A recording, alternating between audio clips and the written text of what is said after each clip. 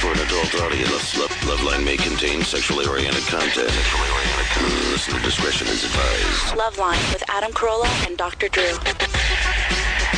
Testing. There we go. And again, it's Dr. Drew. This is Loveline. The phone number here is 1-800-LOVE-191. Now I know what Adam's talking about when he says, does this sound funny? Does it sound funny? Sounds right in your end? It must be the headphones. The show we're talking about tonight is I'm with Busey. We've got Adam de la Pena and Gary Busey here tonight. Gentlemen. Hello. How's it going? And just before the mics heated up, I was trying to have you guys explain to me how the show works. Yeah. Okay. How's it work? Well, we don't know. Yeah, that's how it works. That's pretty accurate. Yeah. We'll tell them how it started. It started basically, I wanted to do a show with Gary Busey. I wanted to do a comedy show, and I talked to Gary, and he listened to me for 20 minutes and said nothing. Wait, let me understand this. You called him at home? No. I set up a meeting with him. He was nice enough to have He showed up. What was the concept you went to him with? I said that I thought he was, it would be great in this type of show, and he sat and listened to me for 20 minutes. What did you say? What did you say for 20 minutes? I said a lot for 20 minutes. What'd you say? Well, I said... Adam, tell him what you said. Oh, all right. Thank you, Gary. I said, how would you like to do a comedy show? And Gary just said, I'm listening. And I continued to talk about, how funny I thought he was in a lot of movies, and I thought that it would be great if he could do a weekly series. 100 movies, over 100 movies. Yeah. How many of them were comedies? 107 movies. 107 were comedies? No. How many were comedies? I'm a comedy everywhere I go, but included the movies. The comedy that I did was, I look at the humor in a lot of them, but a movie right after the Buddy Holly story called Fooling Around, which was Arnold and Ann Colbison's first production. We did that in Minnesota. Well, Adam likes Silver Bullet. Yeah. I like Silver Bullet. I also Bullet. like Black Sheep. Black Sheep was a comedy. Yeah. Sergeant Drake Savage. And so now Gary teaches you things? Yeah, so he sat and he listened to me for 20 minutes. Well, go ahead and sure. Go ahead and tell Drew about what you said to me. Well, I said, I said I'd really like you to do this, and the best part about it was... I said do what? Exactly, do what? And I explained it to him that every week it would be a comedy show, and he to his credit listened to me for 20 minutes, and I thought, oh, this might be going badly, but then he stood up and he said, I'd like to be part of that. That's right, I did. And it was really great. What do you think this guy who doesn't drive, whose girlfriend sings opera, comes up to you and starts talking about this crazy show on Comedy Central? What did you Listen, think? to Gary's credit, he listened to me for the full 20 minutes and said nothing. I'm not sure if that's his credit or not. I just want to know what he was going through his mind. Okay, I will tell you. Okay. The greatest risk of all is not taking one. And I didn't have anything going on at that time, and very creative at all times. So I said, wow, I've never heard of anything like this. I've never seen anything like this happen on TV since TV began. I was in the first grade when we had a TV in the house. The screen was about 8 inches wide, and we had 2 stations. And look where we are today. So I said, well, where'd you grow up here? I was born in Goose Creek, Texas. It's called Baytown, Texas now, and I lived in Texas and Oklahoma, Tulsa High School. I read somewhere that you came out here for music originally. I did. I came out in a band called the Rubber Band, 4-piece band, harmony. We did association songs of Beatles and Beach Boys. We worked a lot. Texas and Oklahoma, or what? You're all from Oklahoma or Texas, or? That was from Oklahoma State University. That was 4 guys. It's a new twist on the Beatles, I guess. Yeah. Oh yeah. Oh, the Beatles. Wow. What a magical group of men they were, and young boys, talking about love. All we need is love. I mean, wow. Classics, everyone. Classics, everyone. Well, what's coming up on I'm with Busey? Well, see, people say, I don't know why I like this show, but I like it. Well, we don't know how we're doing it. We don't know what we're doing. But it comes out automatic talking from me. Well, who sets it up? Who does Adam go, today we're going to talk about... No, we set it up like barbecuing. I picked up a good episode. I picked up barbecuing. I picked up a ball cap, and it had a buffalo skull on it, and it says Sedona. And I said, my gosh, let's go to Sedona and find the Magic Indian. And that's what you did? Yeah, that's how it starts. It can start... We go to the vortexes and... Got it. It can start in live any the Indian But it way. starts in Gary's head, not in Adam's head. It starts both. There's an episode that's coming up. Adam, you'll come to me and you'll say, "Gosh, okay, go ahead." There's an episode coming up that's about technology, and you get Gary's version of technology and my version of technology. So it's both ways. It's a two-way street. Which is but your version is limited. My version is limited. That's okay though. That's why we're together on the show. And you guess what? Every episode has a message. Good. Of hope and guidance. And have you ever looked at it this way? Yeah. And there's nothing. Do you do any direct to camera sort of? No, it's just in there. It's just in there. Well, you know what? I understand why you haven't seen the show yet, because you're a very busy gentleman. No, I'm dying to see the show because everyone's been talking about it, and that's why I'm so curious about it, because this is a show that really has struck a chord. I don't think everybody knows this, but Drew, you have a franchise of petting zoos. I do. And petting farms, yes. I do. Yes, you do. That's interesting. Commissioned on O'Reilly show. We might do that on an episode. I want to go find those zoos. I seem to have lost. Well, we have a episode coming up, and I pitched my roadside animal cookbook to a publisher. Nice. With dead ferrets and raccoons, and how you can make minions. You know what a sale cat is? A sale cat is a kitty cat that's been run over about 830 times, and you go peel it off the road and flip it like a frisbee across a prairie. Well, you can get it and break up the pieces, have a little fur on it, and dip it, and badger the intestines, the juice from the intestines, and the endocrine system of the badger, and some weasel blood, because that's real soft. And so you have a sweetness to it. You mix that together, you have sale cat fondue. So that's part of the roadside animal. Thank you. You have little forks and the boilers. In the wilderness. In the wilderness. I see. In the wilderness. Over the fire. Over the fire, but listen to this. You eat with your hands. Of course. And whatever the food spills on, you can watch it just simmer a little bit, then pick it up off where it's fallen, and you'll be able to taste what that food has touched. See, this way. Yeah. This is what you're missing. People are in a rapture. You don't see that every day. I want to get some of your wisdom. I'm just starting. I know. Listen, wait till we're 3 minutes into the show. I want you to give some of your, pass on, as it were, some of your wisdom to some of our young callers. So we're going to start with Brittany, who is 15. Brittany, what's going on? Hi. About a month ago, my mom found a note, and it was between me and my friend, and it had talked about me losing my virginity. And my mom wasn't too upset about it, but I begged her. But Dad? Huh? But Dad? Yeah, my dad freaked. Well, it's Dad's job. Yeah. Gary, you have Jake. Yes. Do you have other kids? Yes, I have a daughter named Nellie. How old is she? She's 9. 9. Put yourself in Brittany's dad's place. Brittany, what did you tell your dad and your mother? I basically said that I got really pissed off, so I said that it was my business, and I made the decision that I was happy with. And what'd you use for birth control? What was that decision? To have intercourse with a guy. How old are you? I'm 15. 15? Mm-hmm. Okay, that's something to think about when you're on this kind of mission for exploration of something that won't be a good dividend. And don't forget the word consequences. They come with everything we do. Birth control? Yes? No. No birth control? No. How long ago did this happen? It happened almost 2 or 3 years ago, actually. When you were 12? No, I was 13. I just turned 13.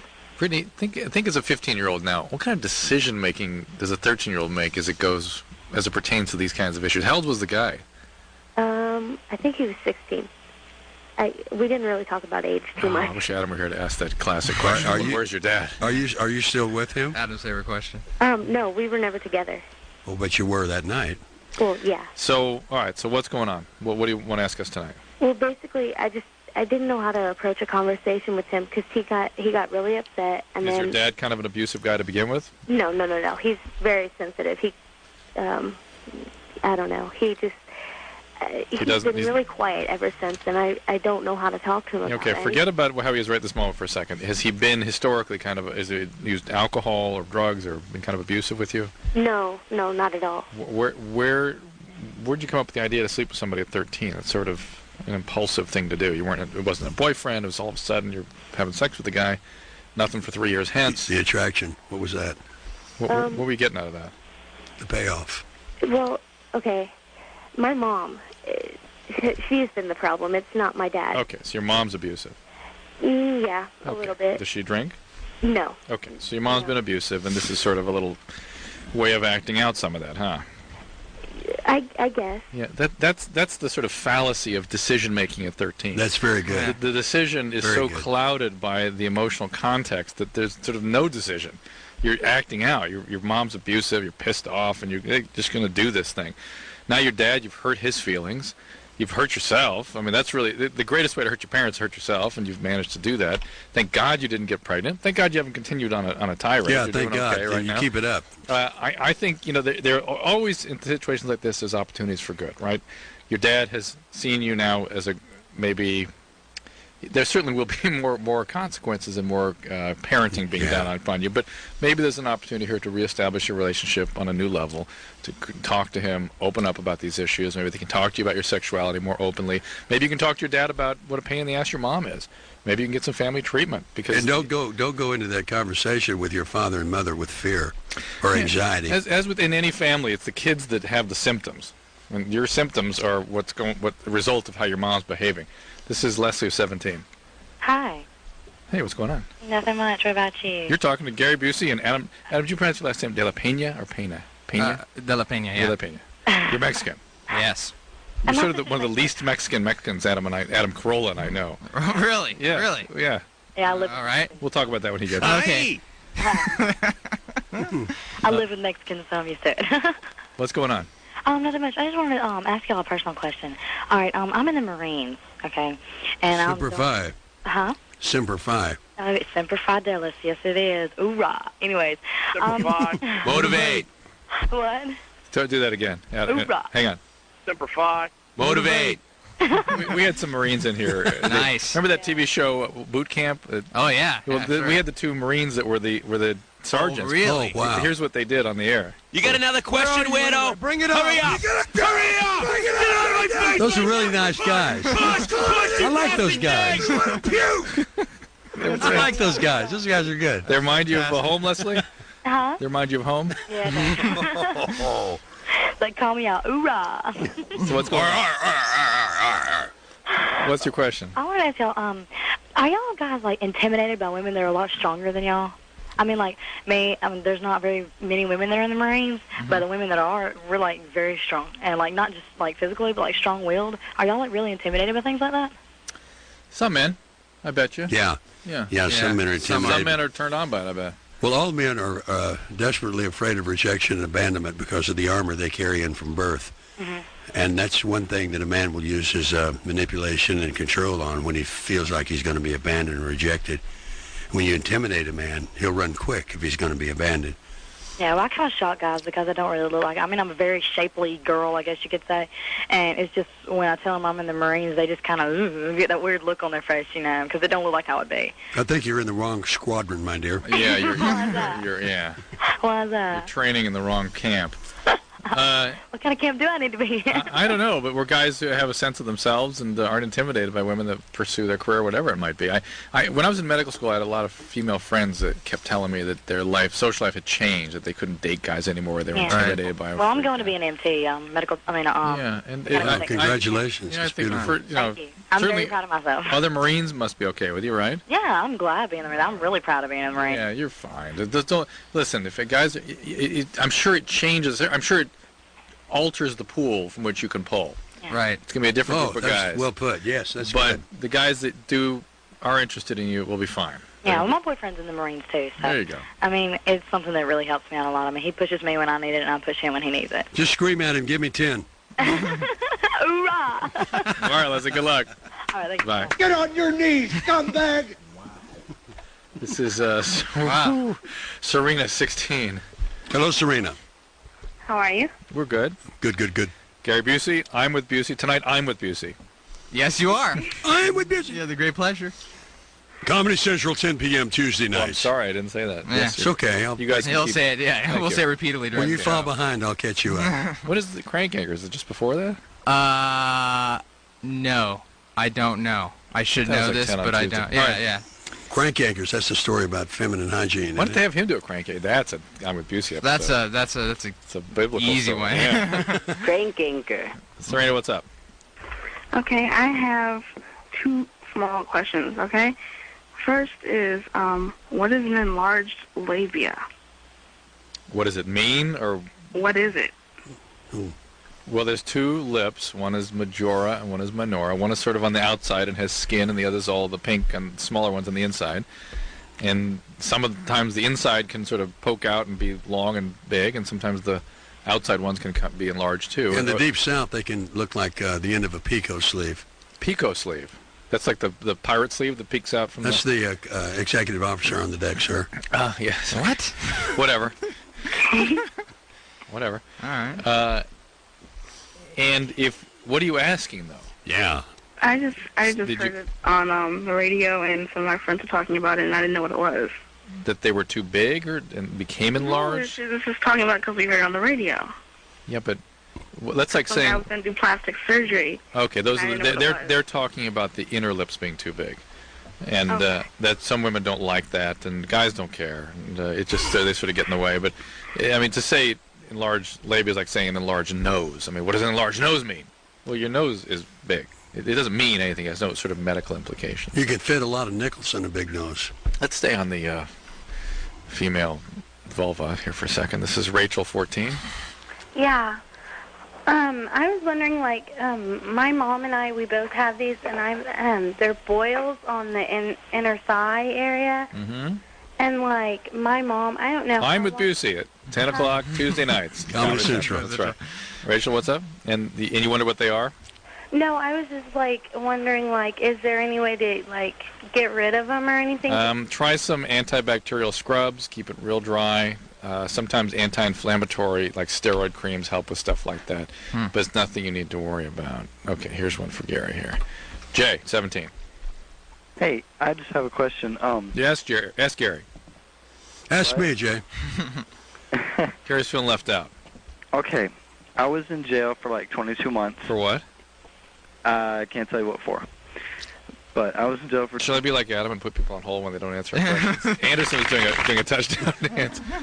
And now think about your compose your answer for next few minutes here, Jay, and figure out a way you can tell us approximately what it was you were in jail for without divulging confidences. Oh, look who's here! Hey. Live and breathe. Great to see you, Gary.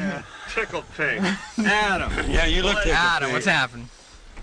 Sorry I'm late. Settle in, sit down, and you do have an excuse from your doctor or your mother? We've been having a great time without you. Yeah, I'm with Busey. Yeah. Sorry, Jimmy Kimmel didn't have a guest at the last second, so he called me in. So why did he call you? What do you have to give him that That's show? what I wondered. Because He was in the bullpen warming up. I was there. Yeah. They were desperate over there, but I'm here now. How did you do over there? I give myself a good solid 8.5. Nice. Good night. You guys can watch it tonight after this show. You guys sounded great on the air. Don't let me interrupt. Yeah, don't worry. Let me just have a minute and tell Adam something. Yeah, sure. What was that? That was Adam's eerie impression of my grandmother that he would constantly do when I worked with him. What would you do when she answered the phone? I can tell this is going to make the ratings fly. Hello? Hi, is Adam there? Adam? No, he's not here. You know what? He looks like Donny Osmond hitting high notes. Thank you. But and it worse. Yeah. And I told him he didn't strike us as Mexican until you talked to his grandmother. Well, So my grandmother hung up on him and had she didn't know where I was. Adam is he is the least Mexican of all Mexicans, except for the bus part, where the bus becomes his personal form of transportation. Yes, that's why. That's where he makes his comeback. That's where he takes. It's not no car. It's using the bus. That's how I keep it real. That's how he takes. That's how I keep it real. Takes his Chicano stand. This is there. real good. You But listening? he really is kind of more the. This is good. What he's saying to you about the bus? He has sort of a Johnny Quest quality, doesn't he? Who? Oh, in his nationality? Yeah. He could be evil empire guy. No. That's his innocence and his fear. Yeah. But his ethnicity. Yeah. I love the show, by the way. Oh, fellas. What show? Your show. I'm What with is it called? Busey. I'm with Busey. 10 That's good. o'clock, I'm glad Tuesday you said nights, it. Yeah, Comedy Central. Yay! And I don't know where Crank Anchors is. I think they knocked off Crank Anchors. Is that to put right? This on. Well- Why didn't he do a Crank Anchors? He's gonna. Of course. All right. Where are we? Taking You're a on break. Earth. Are we gonna take a break? You just Well, arrived to Earth. we can do one more. Let's do one more. All right. This is J16. Jay? Hey, how's it going, man? Good. Hey, I love the show, just gotta say. Thanks. I got a question for Dr. Drew. Yo.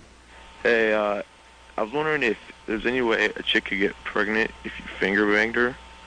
If there was semen on your finger, I guess. Or if you broke your penis off and put it at the end of your finger, yes, like well, I do once in a while. Disconnects That's the quick. plumbing. That's well, quick, if you had Carolla. just ejaculated, then These guys make a lot of sense, Jay. Listen to this. Yeah, I can get them on a technicality that way. Mind if I just finger bang you? Oh, okay, fresh. And then pow. Yeah. So, no, Jay, just if it's really just a random finger, no. No, what if you what about like pre-cum if you, I don't know, stuck your hand down there or scratch your balls or something? Whoa. No. So your balls don't excrete. Now we're talking romance. You're saying if you put your let's say you took your hand and you put it in a hive filled with semen, like a bear trying like to a get sperm out farm. of A it. sperm farm. Sperm farm, and then put it up in her. A semen comb. Right. She could technically get pregnant. Oh, but don't worry about it, Jay. Ain't gonna happen. Cool. You bang away. No, Use your helmet. He's 16. All right. Remember, No, I meant finger bang away. I know. Well, nobody knew that till right now. I'm sorry. But even so, Yeah, I knew it, man. how much are the women really into that? The finger bang? Yeah, the 16-year-old female. The finger. Here's the thing. But get rid of Jay. I don't need to hear him anymore. Women. Where's Gary going? Women are into the. They're into the finger part. They're not so much into the bang. That's not right. Aspect That's of not the right. finger. Every woman No? is different. Every woman is different, Yeah. and all men are failed women at birth. So what happens with that prescription? Taking men notes, and women will, Adam. Right. Yeah, men and women will We start forever- off as women. Yeah. Men we all and do. women will always be different. It's true, and we do all start off. And the key to understanding a woman and what her speciality is, what makes her special, is just agree with her. Right. Agree with her and listen to her without interrupting, and be her number one fan, her number one servant. And that's it. Well, of course. No, that's not it. That's the foundation, you village idiot. Come Yeah, on, but stay I with mean, me. you can get anyone to like you if you just nod your head the whole time they're talking and wait on them hand and foot. Well, I can That's tell it's easy. working for you, buddy. Well, I just mean, what's in it for you? Yeah. No. What's in it for her? But it's like Gary. With It's the grace of your giving and the good nature to consider other people's feelings first. It's like saying, here's what I'm saying. You say you want to be the world's greatest employee, show up an hour before everybody, leave an hour after everyone leaves, and never ask for a raise. That depends on what your work is. I can't do that. No, that depends on what the job is. Depends when the buses are running. That's Hold on, true. hold on. You work in a slaughterhouse, that won't drive. We got to take a break. All right. No, let's do no, that. it's not Yeah. time. No. See, Gary's No. going to disagree with everything that comes out of our mouths. Gary Busey's here. Adam De La Pena is also Thank here. you. I'm with Busey. Tuesday nights, 10 o'clock, Comedy Central. And we'll be right back.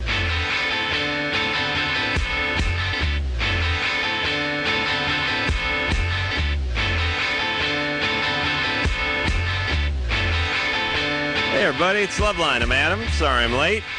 Dr. Drew's over there. Gary Busey and Adam De La Pena are all here. Adam, as I've told you in nights prior to tonight, is an old friend, partner, collaborator, on and off again lover. Used to spend many. You guys are off again? On and off. On and off. Like I a mean, light switch. I would climb on him and then get Get off. off, That's yeah. how Wait a it minute, went. Adam, is this true? This is another part of my life that I haven't shared with you yet, Gary. Have we should we do an episode called Male Lovers of Mine? No, we should not. Male Lovers of Mine. No. Many hours sitting in Adam's office upstairs with my feet perched up on his desk. You know what course. Adam's favorite game is with men? He's trying. Name that smell. Right. Adam told me about this show idea months and months ago, maybe years ago, and never thought it would go down, and God bless him, he made it happen, and it's great. I'm with Busey, which is Tuesday nights, Comedy Central, 10 o'clock. All right, let's get back to the phones. We'll speak to Johnny, who's 14. Johnny? Yeah? What's up? I was wondering, you guys were saying that Busey, you guys don't script the shows? Correct? Yeah, but, you guys, had knives and stuff and were, gonna stab each other. That wasn't scripted. No, we just brought the knives out there to see what would happen. It was all dealing with Adam's fear. Yeah. And I spent that episode doing my best to show him that fear is not necessary. You shouldn't be afraid of death. You shouldn't be afraid of anything. In fact, fear can bring pain, and you can laugh through your pain and be peaceable again. And now he's got a post-traumatic stress disorder. No, I don't. No, Adam wakes up with night terrors and screams all night. That's part of his composition. That's why we have to do an episode. Another called one. Fear 2. Fear. Yeah, because he's more afraid when we finish the first fear one. Yeah, I bet. But the next one is skydiving. Oh, really? Riding on the Magic Mountain Rise naked. Right. Gary, no, we haven't done that. No, Gary. Naked. Yeah. Gary got into skydiving. Accelerated free fall, where you go out of the plane by yourself. That one. Really? You're going to fall 9,000 feet in 55 seconds, and you won't feel like you're falling. Or maybe I won't. No, you're going. You're going. Accelerated free fall? I bet his hair slows him down to How do they make you go faster 8,500 feet. than gravity? What? Accelerated free fall? Well, if you lay out flat, you go like 125 or 30 miles an hour. If you get 40, you go 200. 121 and a half. If you get pointed, way off. If you get pointed like a javelin, you go over 200 miles an hour. Yeah. Is that what you want him to do, javelin? Oh yeah, I'll do anything. I'll do anything within reason, and I'll do it again. Yeah. It's like when I'm performing or playing music. If I make a mistake, I repeat it. Then it becomes part of the movement. And mistakes are gifts anyway, because they just show you a better way to give. Once you do the javelin thing for a few thousand feet, how do you it gets real. How do you slow down again? You do this. You're going to javelin, you go right. But isn't that like hitting a wall? Wouldn't you? No, well, it's you not like hitting slowly a wall. Go into it. Yeah. It's really fun. When that chute opens, you feel like you've done something that kings and queens can't even spell. You know, the guys who do that thing where they put on the human fly suit, you know, it's like a jumpsuit, but it's got wings built into it, sort of a flying squirrel thing, and sort of zoom around freestyle. Yeah. Does look pretty cool. That looks cool. You can do that in skydiving, too, without the wings. It has to do with moving your arms closer, sticking them out farther, moving your legs closer, sticking them out farther, and you'll shoot forward. Hundreds and hundreds of feet while you're still falling at 123 miles an hour. How many jumps have you had? I've done about 18. Wow. Whatever happened to the human Fowler. fly? Yeah, what? Whatever happened to the human fly? I like the human fly guy. I don't see much of him anymore. Scaling buildings. Hey, you know what you're doing? You're using your fear to get away from the fact that you're going skydiving. Oh, no, I'm not doing that. Yes, no, you are. No, I'm not both. What does a fly have to do with anything here? No, the human fly. Really, Adam, it's not the human fly. It was the thing of strapping a plunger to your feet. Yes. And your hands. Walking and walking upside up. of a building. That went out with the souffle humor. I'm going to bring that back. Mary? Yes. You're 17? Yes. What's up? Oh, I cheated on my boyfriend. Yeah. And I've been going out with him for about a month. Mm-hmm. And there's a bunch of parties going on, and I just went every night, and I met this guy, and we just had sex, like, every single night. You stinking whore. What's your question? Well, I think I was in love with my boyfriend, but... No. Doesn't sound like it. No way. There's no love there.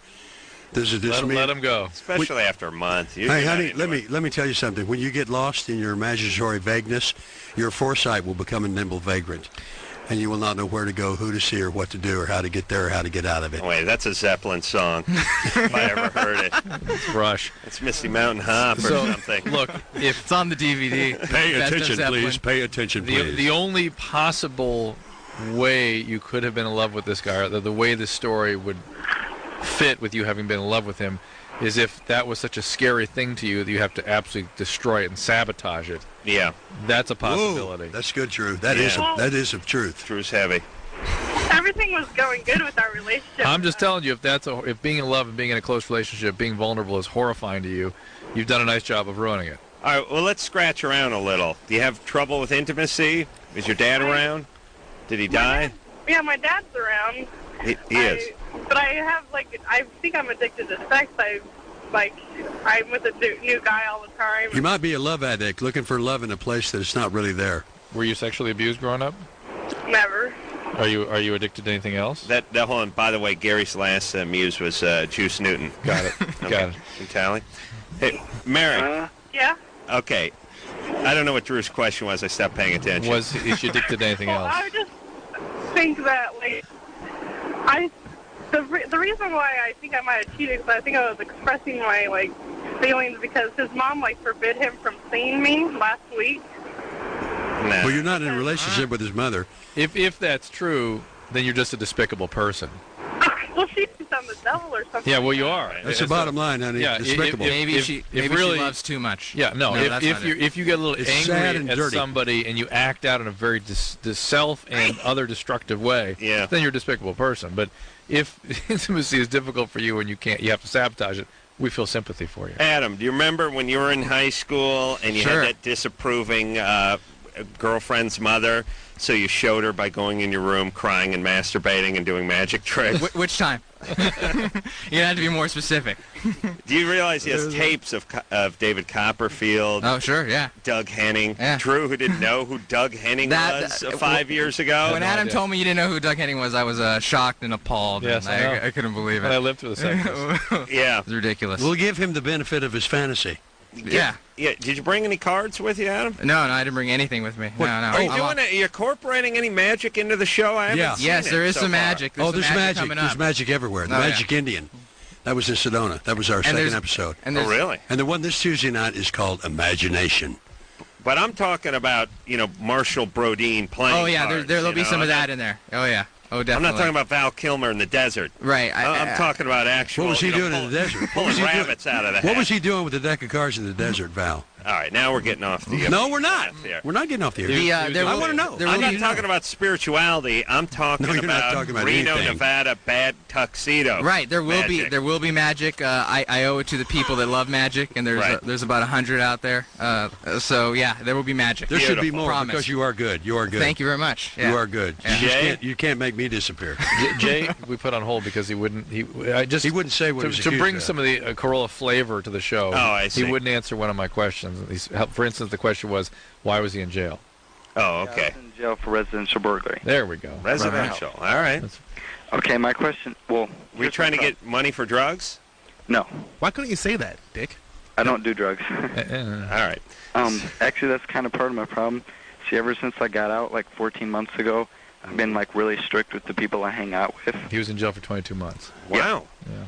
And I've First been time. like really strict with the people I hang out with because I don't want to take any chances of messing up again. Right. And people think I'm being like too strict about it. Like I won't. No, you're not. No, you're not. First of all, no, you're not. I asked him to come up with an answer that at least gave us an idea of what he was in jail for. He was not in jail for residential burglary for 22 months. Yeah. How do you do 22 months? It's something else, but I told him I wouldn't push him. Well, it is it's something else that he can't discuss. It's that kind of thing, I guess. For legal reasons he can't discuss? Or maybe it's just a second offense. Whatever it is. Hey, Jay? Yeah. All right, so you can't hang around with people who may be potential troublemakers because they could get you back into trouble, right? Well, that's just a simple thing, but I take it like a step further. Like I won't hang out with anybody who just smokes cigarettes or drinks. All right. So be it. Be like born again. And fine. Some people are telling me like I should just lighten up and live my life, but you're doing the right thing. You're doing the right thing by what you're doing and just going with your life and the freedom of who you are and what your truth is, because you've done that tour and that tour has been canceled. Yeah. Right. There you have it. Hey, Jay? There you have it, buddy. Hey, some people God are bless. I'm like too mature for my age. All right, who cares? Yeah, Look, who cares? Just you learned a lesson. You learned it early. You had an experience that most 15, 16-year-olds don't have. And now you're being extra careful on the way out. You don't have to get paranoid about it and not hang around with guys who chew gum. Well, the only worrisome piece of this story is that he's clearly avoiding some part of himself that's still lurking around. That's that it might emerge or be triggered by other people. And life is a funny way of bringing those things out in ways you'd never expect. So you might want to sort of look into... Yeah, without warning it comes. Yeah, whether it's a 12-step program or therapy or something that sort of goes at that so it's toned down quite a bit so you don't have to be so avoidant of things that might trigger this thing. Gary, ever do any time in the jug? I'll tell you what, for the caller coming in, I was clean from cocaine for 8.5 years. And then I was at a party, and I saw a big plate of cocaine, and there was a lot of wonderful people there, and I said, you know what? I can handle this now. I can control this. I deserve an award. Took a hit. 2 weeks later, I had 3.5 grams in my pocket every day. And not every day, but most of the days. And I OD'd, finally, on May the 3rd, 1995. And what I used to start over again was called relapse justification, where I thought I was okay with it. It'd be okay, but it's not. It's a devil. It's a demon. It is the worst thing you can do to yourself, is put yourself in the position of dying inside. And the great tragedy in life is not death. It's what dies inside of you while you're living. And that's what that substance does to you. But death's got to be second. Death? As bad experiences go, yeah. It's up there. Well, I've been there too. I've been there too. Died 3 times, right? Yeah. Yeah, I know. Yeah, once on the motorcycle. Once with the cancer. Once with the cancer, once with with the coke. Okay. You know what I like about you, though? You spread it around. It's not like 3 cancers, 3 Cokes, 3 bikes. This is a 6-ring circus here, buddy. 6 ring. All right, let's take ourselves a little break. What do you say? Gary Busey in here. I think Gary may die during the break. No. Drew will bring you right back. What do you mean by die? He'll bring you back. Are you going to spray me with paint to dye me? No, he's going to die inside, Adam. That's right. No, I don't die internally. Drew will bring you back. He's got a crash cart. Adam, have you ever had a cigar put out on your neck? No, I haven't. I saw you wanted to do that to Adam De La Pena on one of the episodes. What was it, a cigarette, a cigar? You're wrong. You haven't seen it. You haven't seen it. You're lost again. In the fantasy put of something your out on him. You want to put something out on him? No, I'm just saying. I'd let you. I took a Are you paintball. talking about the campfire game? I took a paintball in the foot. That was bad. You shot yourself. I know I shot myself. That's Are you my talking about defense. the campfire game where I chased him with a burning stick? Maybe that was it. Yeah. No, that's a good game. Yeah. It's a good game. It's a good game. You can run fast. It keeps you from taking naps. Gary Busey here. I'm with Busey, name of the show, along with Adam De La Pena. Mijo, as I call him. Yeah. 10 o'clock. Mija, as he calls you. Comedy Central. Tuesday nights. We'll take a quick break. We'll be right back.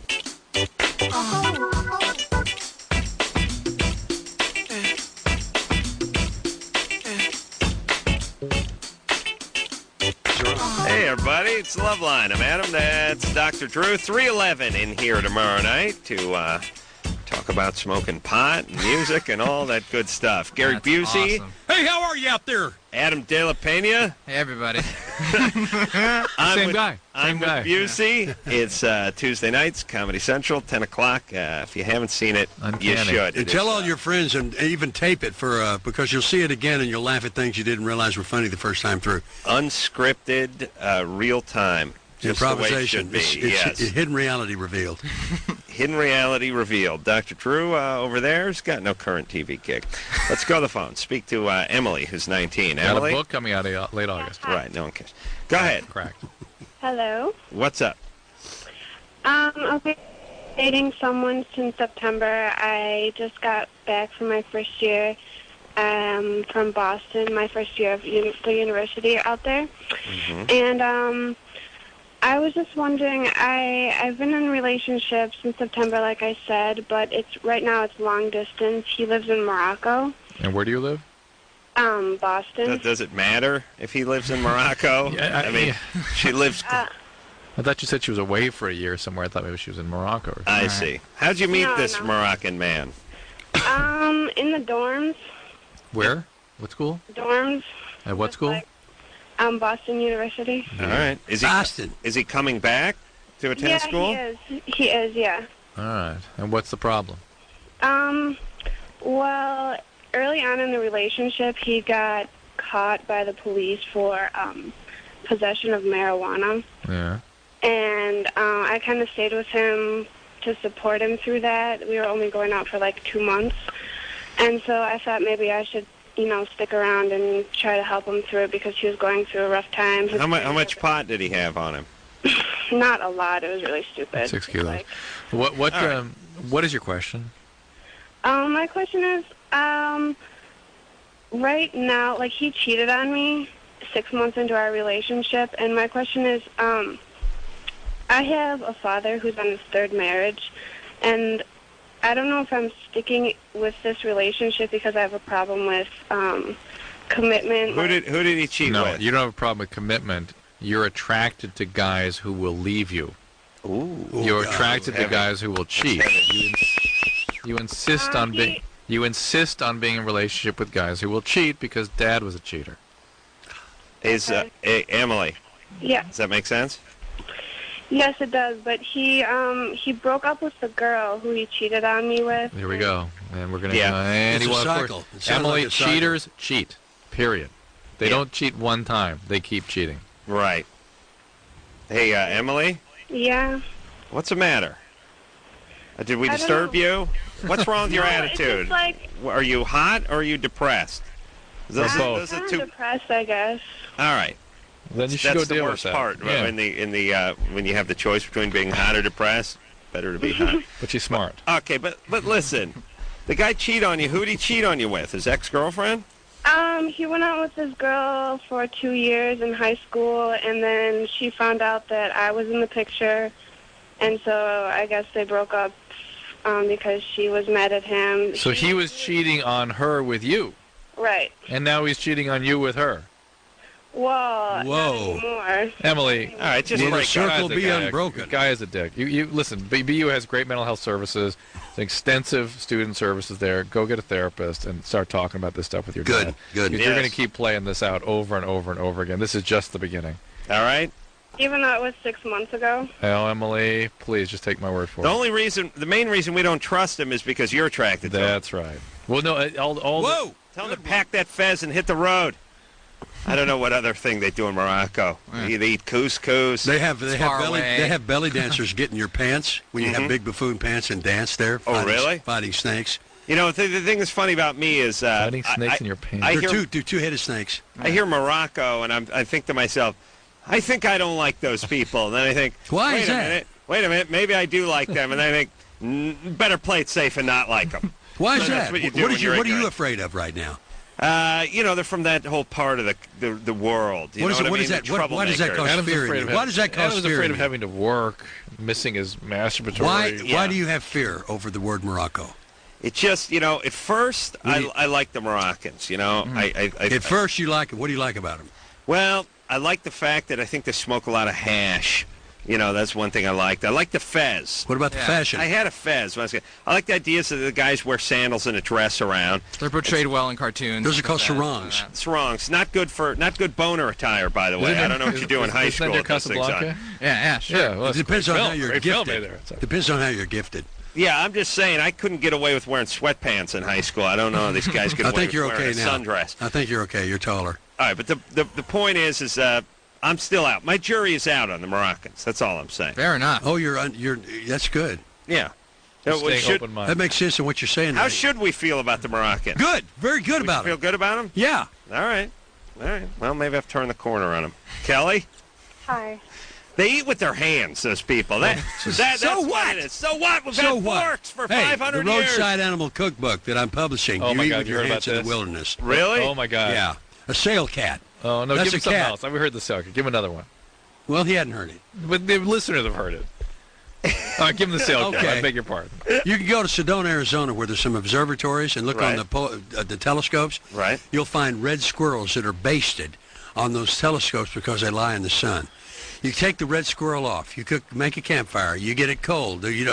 Coals burning. Wait, let's backtrack. Okay, wait. All right. You get the red squirrel. You split it down the middle. You take the endocrine system and the intestines out. Right. Then you squeeze the squirrel over a pan, and the blood comes out and all the juices come out. Right. Then you scrape the fur off the back of the squirrel and save it for an earring or a ring you want to make or a hair design. Right. And then you put the squirrel in the pan.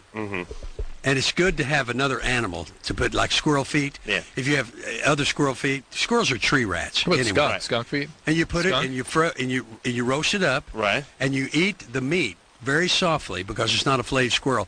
And then you can take the tail of the squirrel, rub it around the pan where all the juices are. Right. Stick the tail of the squirrel in your mouth and pull it out, holding your teeth down, and all the fur comes off the tail stick. Yeah. And then you just swish around the fur in your mouth and spit it out. And you can save the squirrel bone on the tail for a toothpick. He's pitching this to a book publisher. Hey, that's how about we just go to Arby's and call it a day? I mean, why do that? That's not exciting. That's not survival food. Yeah, it's not. Sail cat. We're pre-apocalypse. Know what a sail cat is? I sail cat is described pretty accurately. Sail cat, a kitty cat that's been run over on the freeway 820 times. Right. And you go peel it off and throw it across the prairie like a frisbee.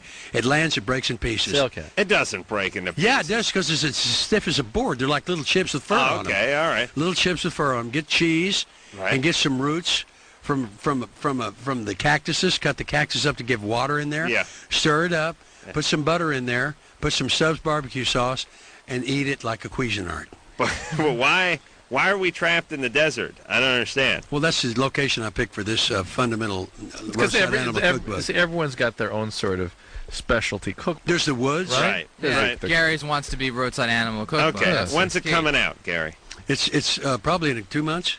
Yeah, I would think so. I mean, you're gonna have to watch it. What's that episode? It's about imagination. That's Gary that's the episode. This Tuesday night, you'll see me pitching this roadside animal cookbook to a publisher with a ferret and a raccoon, which you can also use dead animals as mobiles for a children's bed. But you don't go kill them. The roadkill. Remember Lady Bird Johnson? She had clean up the road situation. Yeah. Well, oh that's what boy, we're our doing. listeners, big fans of Lady Bird. All right, hold on, Kelly. Hi. You're 25. Uh-huh. I'm sorry for Gary's tirade. What's your question? Why would you carry condiments through the desert in your backpack anyway? You don't take condiments. Well, he did say the barbecue sauce. Yeah. You just Oh, the barbecue sauce? Yeah. and butter. And butter. Well, okay. Yeah, butter doesn't travel well. Butter doesn't travel. These are barbecue sauces. Well, I was thinking about the privacy in my backyard. But wait a minute, you could be driving a car through the desert. Yeah. And it's a road. Sure. Yeah. All right. There's a lot of Kelly. angles. You know what? Kitty cat is the best little chopped up like tuna, but it's a kitty cat. It's so sweet. All right. And it's so harmonious. We're digressing. We what gotta do you need? We have to take a break. Kelly, do you have a question? No, there's no break. Let's talk about the badger. I'm 25. My boyfriend's 36. We've been together for about a year, and in this year he hasn't had a consistent job. And last week I broke up with him, and when I broke up with him, he threatened to commit suicide. Oh, well, good. Gary can eat him. What? Eat what? You eat him if he kills himself. All right, now hold on a second, Kelly. Okay. We got to take a break. No deal. I'm sorry. I know you have an important You don't question. eat humans. You don't eat humans. We're going to take a quick break. Chef Gary Busey's here tonight, along with his sidekick, Adam De La Pena. I'm with Busey, name of the show, Tuesday nights, Comedy Central, 10 o'clock. Take a quick break, then we'll get back with Kelly and tell her why her boyfriend shouldn't kill herself.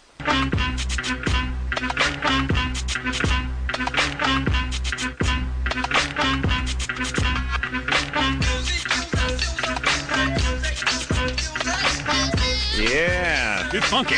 Drew's favorite song. Adam's, too. This Adam De La Pena. Get funky now. Hey, it's Loveline. I'm Adam. That's Dr. Drew. 311 in here tomorrow night. And Gary Busey, Adam De La Pena in here tonight from I'm with Busey, 10 o'clock Tuesday nights, Comedy Central. I saw. Well, what were you going to say? I'm afraid until Gary stopped doing it. Oh, Gary's taking it. Drew's test. Go ahead. That's fine. What? Ask me. I saw they played Buddy Holly over the weekend. The Buddy Holly story. The Buddy Holly story. Sorry, starring It's Gary okay. Busey. It's okay, buddy. I know your shortcomings. I like it. Yeah. I like it. Yeah, that was We need to get him on the enjoyable. I episode. watched it. Yeah, Gary has Buddy Holly's guitar. He has you have his actual guitar, right? Play it all the time. Not all the time. He came out in Hollywood originally in a band called the Rubber Band. Heard that on the radio. The Rubber Band from Oklahoma State University, 1967, 66, and 68, and 69. I had a surreal experience when I was driving in. I was listening to this show, and I was thinking, I hope I bust in there soon. I thought to myself, I'm late. Yeah, and I was sort of waiting to hear me bust in, but then I realized that would be difficult. It's like a time machine. Aren't you almost, yelling sort out of. questions? Bizarre. Yes. Yeah, Drew, you handled yourself like a pro. Oh, how about that? Kelly? Hi. So, Hey, Kelly, how are you, Kelly? 25, and you got a 36-year-old boyfriend, hasn't worked much this year. You broke up with him. He's threatening to kill himself. Well, I broke up with him, but then I got back together with him because Because of these. of the fact that he was threatening to kill himself. Oh, that's asking for help. He's asking for help when he says All right. he's going to kill himself. Here, do you plan to stay with him? Well, I don't know. It doesn't sound like she All right, wants here's to stay what you with got to do. He's done this before, and he actually attempted suicide and was almost successful when his ex. He's crying for help. Well, here's what you got to do. You got to get him to some care, and make that a requirement of your being with him at all. And then once he establishes a relationship with a team, then you got to help alert that team that you're going to be leaving, and that he becomes suicidal, and put him in their hands, because his mental health is something you should be concerned with, but it's not your responsibility. You can't live your life because of his crazy threats. How did he? You hear that, Adam? How did? Got it. How did he attempt to kill Was himself? Adam trying to kill himself when he threatened to leave to the Busey show? Nah. He his ex-wife left him, and then he drank a bottle of Malibu and took over 546 aspirin. Bottle of what? Malibu? Yeah. What's that? It's flavored rum. Malibu rum. Uh. And then he took 546 aspirin and something like. It's the new champagne. And All right. took a bunch of stuff. That makes sense. And what? And he didn't die though, huh? No, he didn't. Quite a constitution this kid Grew has. up and went diarrhea a whole bunch. Yeah. All right. So, Kelly, you don't sound thrilled with the guy. And listen, everyone, how great how ill-fated a strategy is that, where you just claim you're going to kill yourself, so you get back together with someone who wants nothing to do with you, and now they're basically on suicide watch for the rest of your relationship. Yeah. But Kelly, do what Drew told you to do. Get him and to be care. careful about the next guy you choose, all right? Okay. And by the way, guys should be done with this by 17. Well, I'll give him 23, 24, Okay. but this guy's 36 years old. Yeah. Gary, what do you think of people who kill themselves? I think they're afraid of living, and the fear that lives in them is so much it defeats their purpose of living. They can't chase and catch their dreams, and when you don't chase and catch your dreams, your imagination will live in empty spaces, and you'll be afraid of living. You'll be afraid of what's coming up to you, and you won't accept the good for what it's worth. You'll accept the bad because it's familiar to you, and it will cause fear, and all fear comes from hurt. So you're for it? I'm for what? Fear? Suicide? No. No, okay. Just want to be clear. Did you get it? Yeah, no, I got it. What are you saying that for at the end? I just want to make sure we're on the same page. Drew, for or against? Against. Against suicide? I'm against it. I'm against. Against. Everyone's against. Against. Okay, Against good. it. Charlie. That was good. Yeah. You're 17? Yeah. What's up? Okay. Been going out with this girl for about 16 months, and about 5 months ago, her mother passed away. Mm-hmm. And they had a pretty close relationship and everything, and I mean, I expected her to take it the way that really anybody would. I mean, she was pretty devastated by it. Mm-hmm. But over the past 5 months, we usually go out, and we'll go back to her house, and she'll fall asleep around 10 o'clock. Mm-hmm. Raping begins about 10:15? Not quite. Oh, okay. All right. Not quite. Not quite. No. That's an open-ended answer there. All right. But Not anymore. She falls asleep, and then I'm pretty much just there until I've got a curfew of midnight. I mean, I'm 17. So. What are you doing while she's sleeping? I mean, I'm just kind of there with her. I mean, we usually start a movie, and I just kind of finish that out, and then. No, what are you doing when you're there with her? just watching a movie? Yeah, pretty much. I mean, Do you ever watch her sleep? Yeah, I mean. Uh-huh. You see the Buddy Holly story last weekend? No, I didn't. Mm-hmm. Have you heard of Buddy Holly? I have heard of Buddy All right, Holly. that's good. Steve McQueen. All right. Hey, hey, Charlie. So Burt Lancaster? what's the question? Okay, so my question is, she's having trouble sleeping at night and stuff, and she said that she can only sleep, like she doesn't only sleep when I'm around, but it's easier for her to sleep when there's somebody like right there with her. And is that because you're boring to her? No, she's afraid I of. really don't think she needs that closeness. Your mom just died. Yeah, she's freaked But, out. my question is, should I try and press some type of therapy on her, try and get her to go to therapy at all? It's been 5 months. 5 months since mom died. Yes. Is she having trouble functioning? Not. I wouldn't say so. Well, Drew, if she's 17 years old. Charlie, sorry. Trick question. Yeah. Okay. It shouldn't. Okay. I'm putting Charlie on hold because it's like talking to a jukebox. It's skipping or something. But listen, he sounds like a good guy. He's not taking advantage of his girlfriend when she falls asleep like I would. But should every 17-year-old whose mother passes away seek some form of temporary therapy? It would be nice. If that were available to them, it would be helpful. So it could never hurt. It could not hurt. But the real thing is if she's having trouble functioning, if she's having sleep disturbances, appetite disturbances, extreme sadness, unable to sort of manage her activities of life, her school, her relationships, that sort of thing, and especially if it's now 6 months into this, by all means, that is the time for professional help. All right. Gary, is it true they've approached you to star in the Buddy Epson story coming up? No, they've been talking about it, but I can't wear the shoes. Got the big hole, the big novelty hole in the bottom of them. Yeah. All right.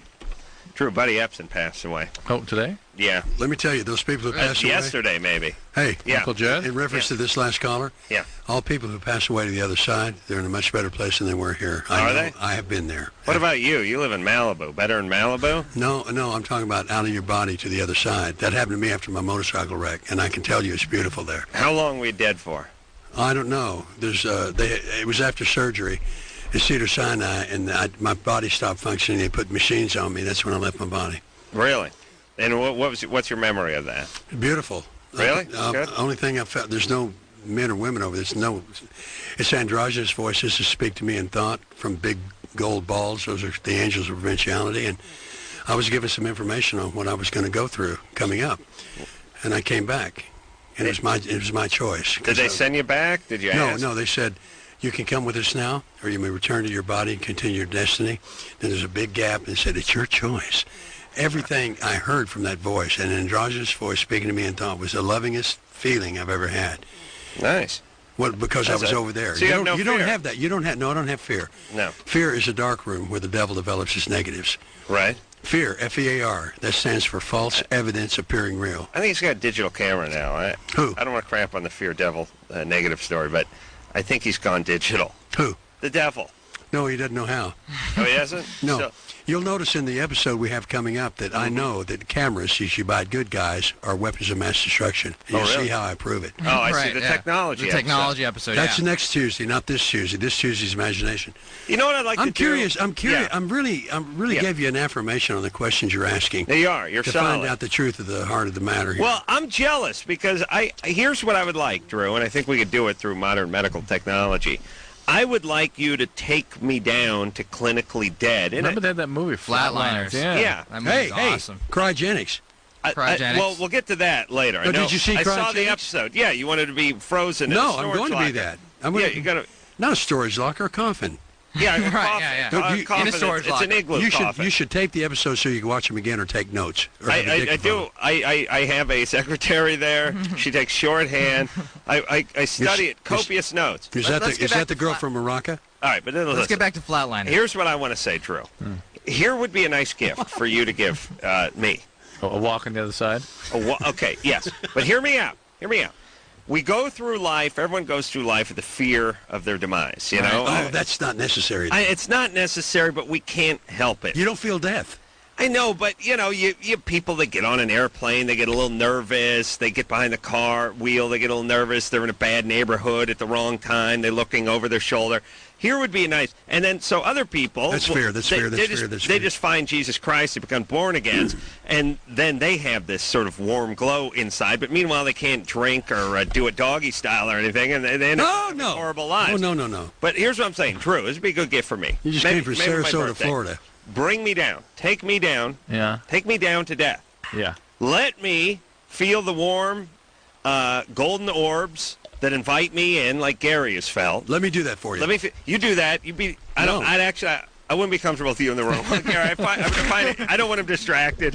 I'm talking about throwing squirrels in the desert. Meanwhile, I'm just flatlining for 20 minutes. I wake up brain dead. Adam, I'm just here to help you find yourself. All right, I'm going to need to know where you are when I'm doing this process, like I'm chained to a radiator in some basement in Pensacola. So he takes you down to your death. Takes me down to my death. Let you talk to the golden orb. I talk to the golden orb. They tell me everything is great, and then I pop back, and now I'm alive again, and it's like, this death is nothing. You were never dead in the first place. When you die here, you're not dead. But the point is that whatever's on the other side, I have no fear of anymore. Great! And I go through life, gangbanger pulls a Mac 10 on me, and I just start laughing hysterically. Whatever it is that's happening to you, laugh at it, and that'll secure yourself in your own personal freedom. See, now I'm too scared to laugh. Well, that's my point. Why don't we run this? Have you ever played Tickle and Pee? What would he I've need? Seen it. What would he need to do that? Well, why don't we medically? first do it with Adam De La Pena as a trial run? Yeah. They could film Get it. Get the dosage right. Yeah, get the dosage right. I'll be the test monkey on this. The test monkey? Let's get the bugs out of the system. Good call. Good call. Someone expendable. What we do is we why did you refer to him as a test monkey? I referred to myself. It's all with electricity. We induce the ventricular fibrillation. You could do that. So you basically use electricity to throw my heart into. You know what? You know what's good though. You know what would be good for you? Suffocation with a pillow. It would make us feel good. And then I know when you're gone. I know when you're gone and you're not too far away. I'll take the pillow off. You'll come back. Be less dramatic. You'll be glowing like a rhubarb on Halloween. And my ass will hurt when I wake up. No. You don't have an ass over there. Oh, really? No anus. Wow. I like this place. No penis either, though. All that stuff you go. No hand, no penis. No. You don't have any external genitals. You have nothing. What if he goes to hell? He'll have penis and no hand. I'm plagued, but at least I got my asshole back. That's why. Your asshole will not be there because you're not eating over there, you idiot. Listen to me. That's why you get to check. You got him. I like you. In hell, you need an asshole so you can be cornholed by Hitler. No. The asshole, the mammary glands, the genitalia, the arms, the elbows, the ankles, the knees, the fingers and toes do not exist on the other side. But see, if you go, you can check it out, and so that's there a you good go. thing. You know, you can pull come back and give a report. All right. Because you're Next caller. Drew, work this out. How much time you need What? there? What? I just need enough time to speak to the golden orb. And No, you don't speak to it. You listen. Rent flatliners and work it out, Drew. I'm chatty. No, I'm not chatty. when you're over there. You won't be chatty. You'll see your whole life, and it goes by that fast. Okay. And you'll like every bit of it. And you'll say, first thing a person says when they pass over is, why was I so serious? Really? All right. James? Jump in there. You're 17? Yeah. What's up? Oh, a lot, man. All right. I'm done with James. I'm bored immediately. That was fast. I'm going to talk more about flatlining with Drew. Yeah. Priscilla? And the golden orb. Yeah. You're 15? No. You know what I'd What like? was that? I What hope was the that? golden orb thing catches that? on. Or like, were you getting a fight with a guy? The golden you make a orb. fist Hey, and go, the you're going to gold- speak to the golden orb, buddy. The golden orb is an angel of provinciality. Yeah.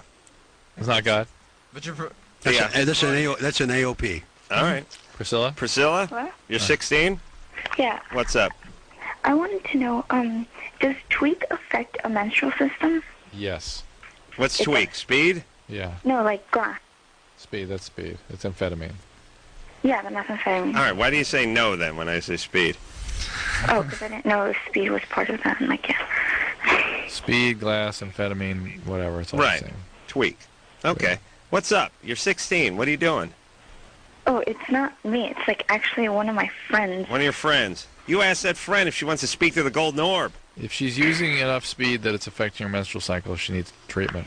Yeah, because she was like freaking out on me. Kept on telling me, "Oh crap, my pregnancy test tell me no, but I haven't gotten my period in 2 months." Well, if she's All doing right. speed all the time, she's going to be pretty irritable and paranoid and anxious all the time anyway. All right, Priscilla. We only take calls about people who are having the experience anyway. But tell your friend not to do speed, all right? Yeah, no Yeah, speed, right. no speed. I didn't trust Priscilla. She sounded like She was a little bit vacant. She was catty too. It's, like, it's not the Tiger Beat hotline. Just tell your friend to quit doing the speed. Matt? Yeah. You're 24? Yes, sir. What's up? Well, my penis isn't really putting out 100% when I'm in bed with the ladies. Yeah. How much I've percent? long suspected my penis Well, was traveling well under 100. Like Two. hardness as far as when I by myself, good and hard. I mean, Yeah. you can't move the thing. Are you So on, you really like yourself, eh? Oh, yeah. are you on medication? Accutane. Accutane. How long have you been on that for? Severe acne. How long have you been on that for? Probably 5 years now. That could affect your erectile function. It could? How does it work by my... it works great when I'm by myself. I know, but when you're, it's like anything else. When you're in sort of a performance situation, you need all pistons firing. You know what I'm saying? You need Right. peak performance in order to deal with the anxiety and whatever else that's involved in Yeah. the performance, and it may impair you a little bit, the Accutane. That's going to be one of my first questions for the golden orb. It's like, how come the 300 best boners I've had in my life, no one has been in the room but me? Is that fair? Does that seem like a great No, that's a great the plan? magnitude of your imagination and your fantasy. That's good. No, I mean, my boners, my top 500 boners, no one has been within 70 miles of my Gary, penis. And let then me you're ask kind you of, you this. get upset when you see it. You're like, somebody who's only here. No, Gary, okay. When your boner's erect, can you see it? He's watching How videos. dare He's watching you. videos. How dare You're you? watching videos. What do you see? Drew, Remote. no, I mean, your best boner, it's in the morning when it's pressing up against... When, That's a piss hard on. You want to take a picture and show it to everybody at that stage. That is a Yeah. piss hard on. It's true, but call it what you like. It's a hell of a boner. It's a I got it when I was 6 years old on vacations when I'd wake up from a nap in the back of the car. That's normal. Really? Yeah, and we didn't know what it was doing, but Here we go. Dad stopped me. Oh, all right. Sorry. Matt? Yeah. All right. Maybe the Accutane. Well, I mean, I can't get off it, so You is there can't. anything I can do? 5 years of Accutane. 5 years is a pretty long time. Are you on any other medication? No, that's it. Are you real anxious when you're with these women? Well, yeah, I mean, when I was with a chick for a long time, for like more than a couple months, I got pretty good. It never did get really all that hard. Yeah. But the one-night stand chicks, I can't get up at all. Right. So Yeah. you just expect You're that anxious. Yeah, when you're in situations that are intense or anxiety-provoking, it's going to be difficult. And you probably have a little bit of problem with that sort of performance anyway. And then you add something like Accutane. Have you been depressed from the Accutane? No, never. Yeah. Tired? No. Yeah. All right. Well, it's So I'm on listen. the lowest dose they can give me. How much? 20 a day. Yeah, it's not that low. I mean, I understand they consider it low because 80 is sometimes what they give. All right. 20 can affect you. But here's what you can do. You can find one woman, sort of work it out, and get your groove. I mean, some guys some guys are not only not cut out for the one-night stand in terms of getting the women to go home with them for the one-night stand, they're not cut out to perform with them for the one-night stand. It's the catch that's fun, but then you got the prey at home, and what are you going to do? I mean, catching's great, but then you gotta gut them and get the roadside animal cookbook. Yeah. No, I'm into catch and release now. I catch them and release some semen. Yeah. High five. So you're hooked. So your throbbing member has no barbs. No. I filed those off in junior high shop class. That's a weapon. By the way, that's a weapon of mass destruction. What animal has a penis that has a barb on it? Lord Gary? Byron? No, but the raccoon. The raccoon is the only animal that has a bone in his penis. And what you can do after you eat the raccoon, the gourmet meal that I have in my menu book, use the penis take bone the bone as a toothpick. No, take the bone out of the penis and use it as a toothpick, and you'll be showing the raccoon you're proud of him. Are you serious that a raccoon's the only animal with a bone in its penis? Yeah. I'm well groomed on knowing animals. Wow. He's done his research apparently. Why does a raccoon need a bone in his penis and a possum doesn't? Because they have masks on and they don't know who they're with in an intimate faction, so they got to get a bone to pierce it. Could be a damn badger. All right. Drew, his badger sound. Drew, shut up. Trying to do a radio show. All right. Let's take a little break. Yeah. Why don't we? We got to regroup. Warm up. We got to regroup. Adam De La Pena here. Gary Busey and his fabulous Badger sounds here tonight. I'm with Busey. Tuesday nights, 10 o'clock, Comedy Central. We'll be right back.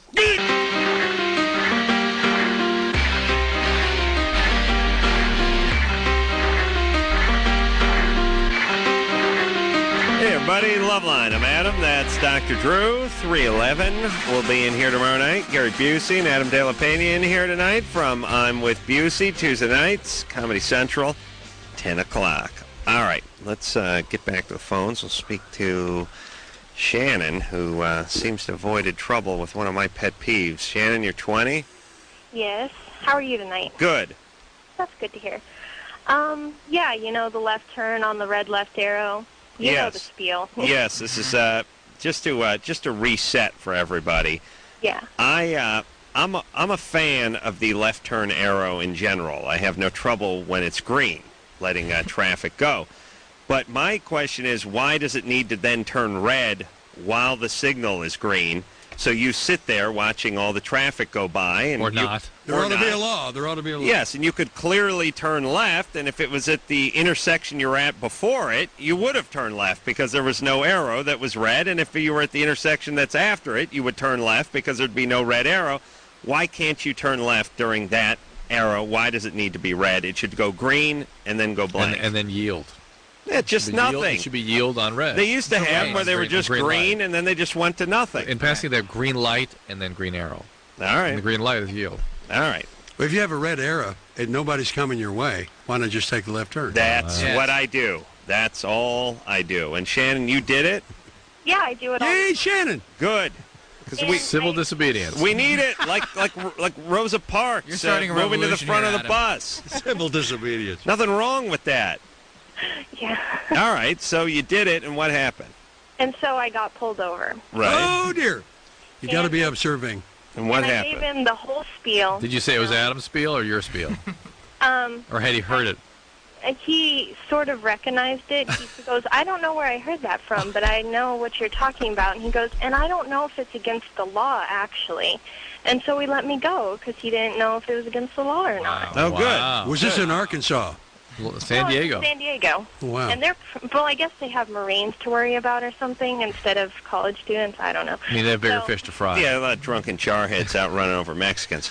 So, no offense, Adam, but that's what they do over. That's all they do over there. Where's it? Where is this? It's Where? true. They're A fleeing. little land Where? called San Diego. It's a San Diego. This is what goes right on. outside of UCSD. So. I mean, they pick out people to hit with their cars to get points? That's what the Marines do. That is beyond civil disobedience. It's been going on for years. It's a silent border patrol. Is it a that they game? do over Oh, there. it's silent border control. Yeah, what they do is they actually hire Marines to drive around military vehicles, unmarked, and run over illegals. Do they have weapons on them? And you know when you're in one of those territories, they have different areas that are marked for different sort of goals. There's one area where they actually have a family. Yeah. With a kid flying behind them. Yeah, running across. You see signs with that. Who as you go developed down that sign? Who Yeah. came in and said, listen, we need a new sign, and this is what it What has would that to be a poster for? What would that be a poster for? The sign? No, the kid chasing the car. People crossing the highway with children. Yeah, if you drive out to San Diego, the illegal immigrants. As you start getting close to the border, you will see the big sign. It's like the horse smelling the barn. The family dragging the kid across the thing. Yeah, it's like the deer crossing sign. Yeah. They have the same thing with the family. Right. On the yellow. Obviously, there had to be a meeting for that sign. People had to be informed about it. Decisions had to be made. It was ridiculous. Yeah, very offensive. Very offensive. All right. But gives you a heads up, like, always reminds me not to hit any Mexicans. I'm like, because you start to drift off, you get in a relaxed state, you think, maybe all right, run over a couple of Mexicans, and then you see the sign, and you're reminded. My God, you're smart. This is wrong. You should not run over. It's only for the military match. Yeah, now let me tell you this. Comes into play. Let me tell you this. The first couple of times I saw the sign, I was confused. I actually drove up on the sidewalk and ran over Mexicans. I thought it was encouraging me to hit Mexicans because certain signs are asking you to do certain things. Adam, you sat and you thought about it. I did some soul searching. I spoke to the Golden Orb. Adam Carolla. Yes. Adam Carolla. Yes. It's not the Golden Orbs that's going to help you. It's medication. Really? Do you got anything? Oh, yeah. What do you got? Gary, you on anything? Yeah. What are you on? Life. How many milligrams? What do you got? Do you have any prescription, anything? No, I live in a health position 5,000 miles past heaven. Really? Mm-hmm. All right. You speak. Say hi to the Orb. Hey, Orb. No, that's not what you do. All right. That was stupid. All right. Chris? Yeah? You're 22? Yep. What's up? What's up? Well, I just want to say hi to Dr. Drew and Adam and Gary Busey. Yeah, hi. How you doing, Gary? I'm doing good, buddy. How are you? I loved you in Blue Chips, man. Oh, that was Nick Nolte. That's my buddy. I'm sorry. We get each other's fan mail. It's okay. Nick is officially crazier than Gary now. He's surpassed you on the crazy scale. No. It's He's running noses in the heat. I don't know. I mean, like... What does that mean? They're nose and nose. They're running noses in the heat. I'm saying for a while... Here's how it went. For a while, Jan Michael Vincent was kicking everyone's ass in the crazy race, right? Gary was kind of lying back. Nick Nolte was a distant third. Then Jan started to slide. Gary made his move. Now Gary's number one in the nutty. But Nick saw this. Nick Nolte saw this, and he said, "No way is this guy topping me." And you know what the through line for all this stuff is? What, Adam? PCH. It's always something going on PCH. That's an incredible artery. Jan Michael Vincent gets in trouble on PCH. Nick Nolte gets in trouble. Ben Vereen. Didn't he get ran over on PCH? Yeah. I'm going to look into this. The point is Nick Nolte has surpassed you, and it's time for you to make your move. Why do you take the effort to be so critical of everyone you know? I'm trying to create a little competition. Stoke a fire under you, brother. It ain't working. There's a man walking the planet who's crazier than you are. No one's crazier than Nick me. Nolte. Nick Nolte. No. Nick Nolte has stolen your crazy crown. No. And he's wearing it. My crazy crown is a jubilee of freedom. Yeah. That's good. That's good. Now Gary's going to settle it, yeah. Gary's on a mission. I'm on a mission. I'm on a mission. You're friends with Nick Nolte? Yeah. All right, get him on an episode of I'm with Busey and have a craze off. Have a craze off? Yeah, see who's crazier. Hey, Nick, my buddy. Are you hearing this? If you're not, I'll lay it to you later. It's not going to be funny. What celebrity friends do you have? Do you have a lot of celebrity friends? Everyone. Really? You know everybody. I mean, you must. You've been in business for 30 years, right? 33 years, 107 movies. Wow. I'm just breaking even, and I love every minute of it. You've worked with everybody. Worked with a lot of people. Yeah. And you've befriended many of them. Befriended all of them. Nice. All right. Gone through a lot of changes, but yay change. Nothing changes but the changes. And how are you doing? Do you have money in the bank? Yeah. Are you secure? Everything's good? Yeah. All right, good. All right. Let's talk to Alex, who's 17. I want to tell you about my hubcap collection. Oh, really? You have a hubcap collection? Wait a minute. Put Alex on hold and go back to Chris on 5. You got his question. All right. I still like my idea for the episode of the Craze Off. We definitely could get Jan Michael Vincent. Chris, look what you did here, buddy. Come on. Well, here's the problem. I hooked up with a girl a couple nights ago, and I started to go down on her, and everything seemed fine. But then after a while, I noticed she had something hanging down, and I didn't know what it was. I hadn't seen anything like it before. Hold on a second, Chris. Hold on a second. Stop him right there. Lay on Gary some of your novelty ideas for things hanging out. Yeah. Gary, here's one of my latest inventions. Adam Pena like this too. I really like this idea. This is to keep guys away. This is a tampon, but the string is not a piece of cotton string. It is a rat's tail. Yeah, a mouse in the house. That's what that's called. So that's what it looks like. Yeah. Yeah. The girls call it a mouse in the Yeah, house. she's got a rat in her cupboard. Yeah, and it scares the guys away. Yes, it would. They don't want to get near But that. we got novelty things. See, that wouldn't scare me. That would not scare me. Right. That would intrigue my curiosity to find out what's on the other end of You that could think rat about the tail. roadkill recipe. Right. Yeah, think about that. The juice. So you have to think of another novelty item for There's him. nothing like feminine lubricant when you're dressing roadkill menus. Right. All right. Well, but again, it's going to keep 99.9% of people away. You and Jan Michael Vincent. No. Don't blame him. He's a good man. He's doing good. So we can have all these novelty things. I think you should get on. I think you should get on the crazy off. I'm thinking about it. Chris, I'm going to consult the orb after the show. Chris, so what was hanging off her? Well, I described it to my friends. It was about the length of a cigarette, and it was about twice as thick, and it was really fleshy. And like when it kind of like popped out. Frozen banana. Yeah, it's a penis. I mean, you were the Ishi.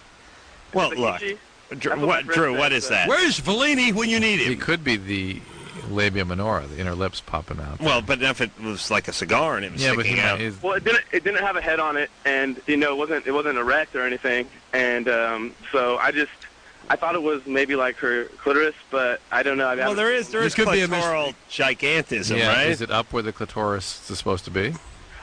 Somewhat, yes. Somewhat, That yes. could be what it was. Quite an answer. Some women can have large clitoris. I think it was a displaced toilet fish. 3 inches long. It's possible. Don't eat a lot. Yeah. My policy is I do not date any women whose clits are bigger than my penis. Strong policy. Yeah, and I stand by it. Yeah. And I live and die with it. I got to be honest with you. It's been a mixed blessing It policy. sort of shrinks the pool for you, I bet. Oh yeah. I'm down. Yeah. It's a good filter. All right. So Chris, you planning on getting with her again? Yeah, probably. I mean, Why? why? Yeah, when you don't know what's in her. It could be a weapon of mass destruction. The pickings are slim. All right. Well, then enjoy.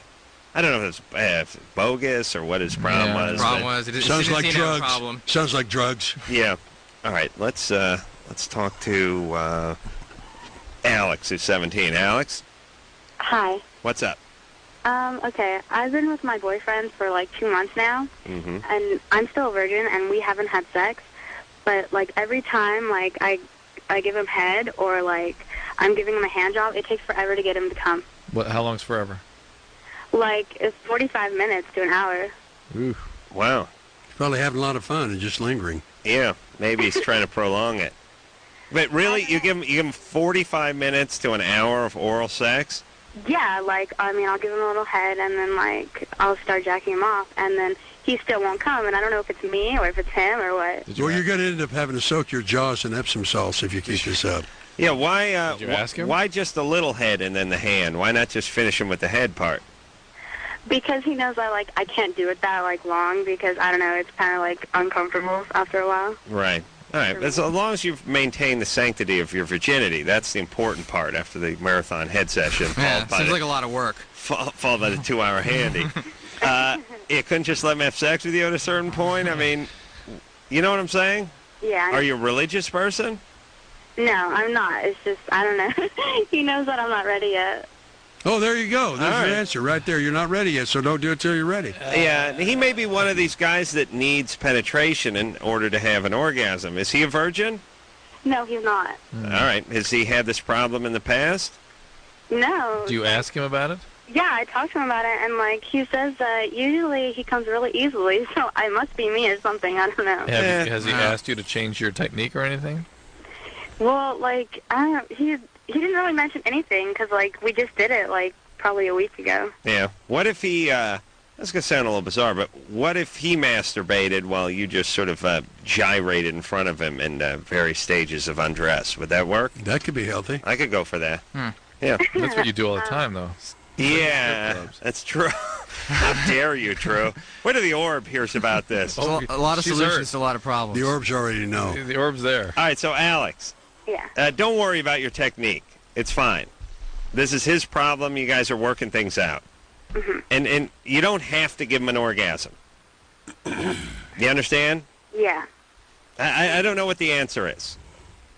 Have well, I fun. just want to know, like, if I'm doing something wrong. How the hell do we know if you're doing something wrong, you idiot? Yeah! It's very what difficult. Are you doing? to me, too! You biting him and putting a cigarette out on his dork?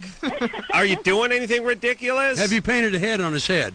It's very difficult that you're not likely to be doing anything wrong. Paint a face It's very on the head. difficult to do something wrong in what you're doing there. Right. Paint a face on the head. Yes. For the Sistine Chapel.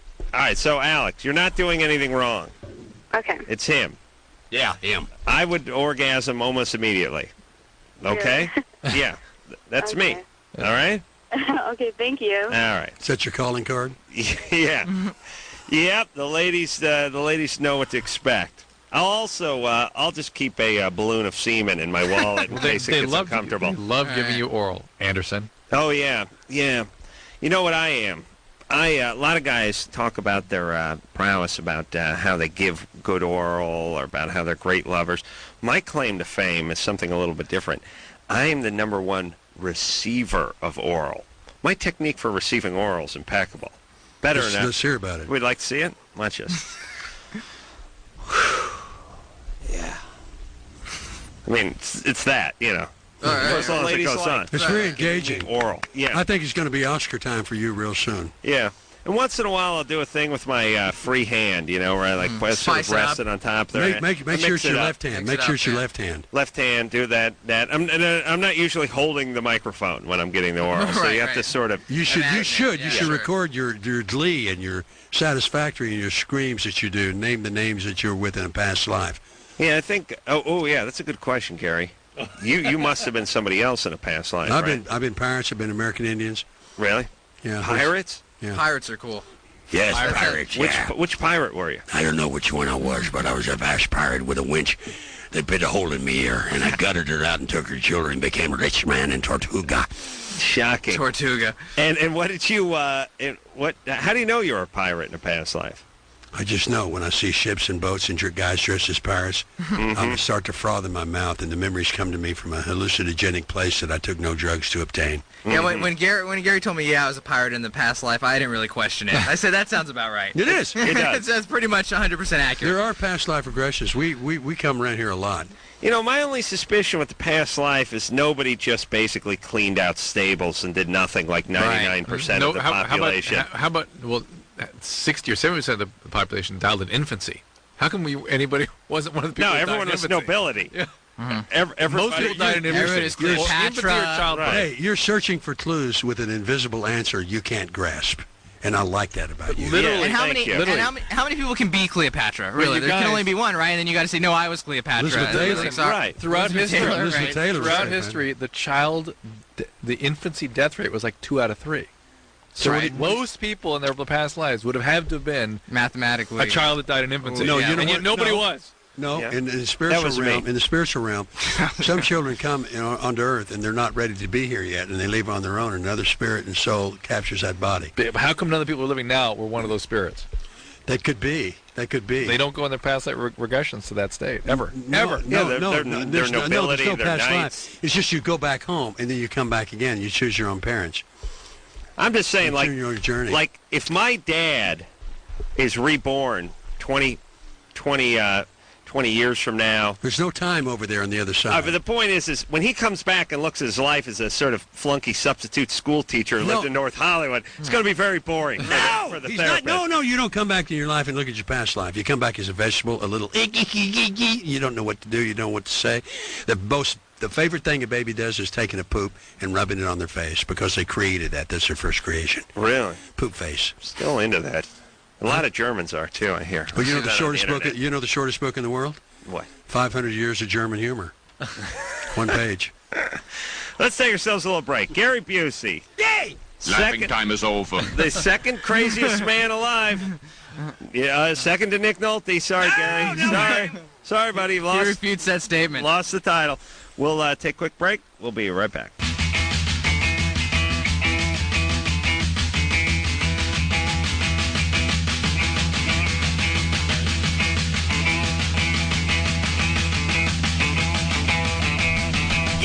Hey, everybody. We're Please. Yeah, get it funky now. Get it funky. No, I'm saying funky. Oh, funky. Come okay. on, Drew. No, I gotta get with it here. Get hip, buddy. Funky, F-U-N-K-Y. That's right. Gary Busey, getting funky. Getting funky. He's got the funk. Third craziest man in Hollywood. What's going on in your funky head? Also, Adam De La Pena is making a smack it up, baby. Strong push for top 5 top craziest in Hollywood for working with Gary Busey. See, here's the whole thing. It's not Scary Busey, it's Gary Busey. Sorry, you do a show with one of the top 3 craziest guys in Hollywood. That makes you in the top 10 automatically. Really? See what I'm saying? That's cool. By proxy, just you have to be nuts in order to do a show. But Adam does not. Adam does not know what proxy means. He thinks it's a medication for depression. True. Proxy tabs. Or topical ointment. Show is I'm with Busey, by the way, which is Tuesday nights, 10 o'clock. It's funny. Comedy Central. It's unexpected, comes without warning, and you'll get a message from it.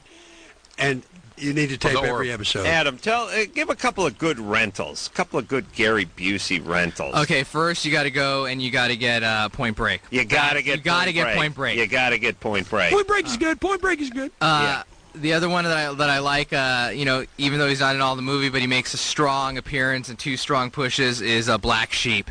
Oh, really? Oh, yeah. If you haven't seen it, it's great. It has a surprise ending featuring Gary. One of my favorite roles was directed by Sidney Pollack in a movie called The Firm. Yeah, that's another great one. Right in the but middle those are good movies. Hey, it's not no Point Break. It's no Big Wednesday. Big Wednesday's great. It's no Gumball Rally. Yes. Yeah, that was hot. You see Gumball Rally? He drove the Camaro. I went through the Holland Tunnel at 120 miles an hour between 27 stuntmen and 3 Panavision cameras glued on the front of my car. And I asked him, how'd you do that? He's like, I just did it. You just do it. Drove on 2 wheels? Yeah, I put it up on 2 wheels. Up on 2 wheels on a freeway? As a matter of fact, one of our shows coming up called Protection, I show Adam how to face protection with Bobby Orr's training driving. Bobby Orr, the hockey player? No, the race car driver. He runs a training school for driving. Driving defensively. Oh, really? Defensive driving. And how you turn cars around to chase another car, and how you can pull into a parking place that's just big enough. Doing the e-brakes and stuff? Yep. Nice. Interesting enough, the car he uses Ford Escort. Nice. Adam's a Fiesta man normally. But, normally. Yeah. He does an e-brake on a donkey. It slides it... Slides it perfectly in between the other two burros. Little Mexican stereotype. You do what on a donkey? What do you do on a donkey? Don't worry about it. What does he do on a donkey? Don't worry about it. Don't worry about it. I'll tell you later. All right, one other great Gary Busey movie. Got any thoughts? What about that Human Prey movie? That's great. Surviving the game. Yeah. Surviving the game. You're out chasing Ice-T. We got Ice-T. I was a psychiatrist for the CIA. Which meant that I took assassinators like Rutger Hauer and Charlie Durning. Yeah. And I created something to find the homeless man. You listening, Drew? Yeah, he's listening. To find the homeless man and a guy that didn't have a life to live for. A guy that didn't have a life to live for, so they bring him out and tell him he's going to be a hunting guide. Yeah. But they let him go, and 6 hours later, they come after him to kill him. That's right. Not enough. And I created the game. Not enough Human Prey movies for my money. There should be more Human Prey movies. They always used to do that where they go, the ultimate challenge, man. It's like, how about a bull rhino or something? No, man. It's like, really? I could kick a lot of guys' asses. I don't think I could handle a gator. Man, the ultimate prey. Not enough gator movies either. Yeah, we got to bring those back. I'd like to do a human gator prey movie with you, Gary. Human data prey. Yeah, gator. We got to bring gator movies. Yeah. Hey, also, what do you mean, Gator? Gator? Las Vegas. He was a cop in Fear and Loathing. Oh, Fear and Loathing in Las Vegas. Yeah. Yeah, I was a cop. I was a highway patrolman that...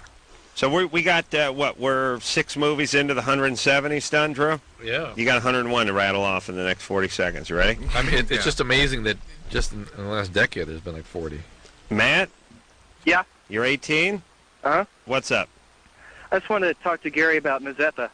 Oh, my gosh. Wow.